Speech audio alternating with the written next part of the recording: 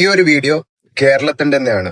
ഇവിടെ കേരളത്തിന്റെ ഉള്ളിൽ ഒരു ജനറൽ കമ്പാർട്ട്മെന്റ് ഉള്ളിൽ രണ്ടാൾക്കാർ ട്രെയിനിൽ പോവാണ്. ആൻഡ് വൺ കള്ളുകൂടിയന്മാരെ ഒരാളെ പേടിപ്പിക്കുന്നു, അവിടെ ഇരിക്കുക ഇവിടെ ഇരിക്കുക എന്ന് പറഞ്ഞിട്ട്.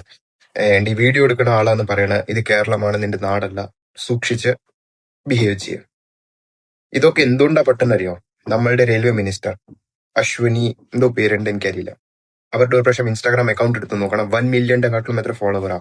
സോ അവർക്ക് ഈ റെയിൽവേന്റെ മീത് ഇൻട്രസ്റ്റ് ഒന്നും അല്ലല്ലോ. ID കണ്ടുവച്ചാൽ തന്നെ മനസ്സിലാവും. അവര് proper form of content creator ആണ്.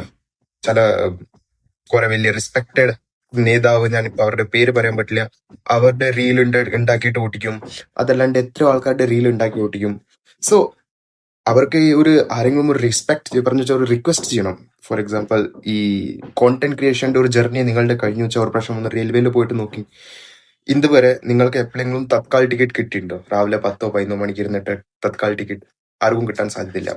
എന്റെ ഒരു സിമ്പിൾ ഹംബലി റിക്വസ്റ്റ് ചെയ്യുക, അല്ലെങ്കിൽ ഒരു ചാലഞ്ച് എന്ന് വിചാരിച്ചോളി.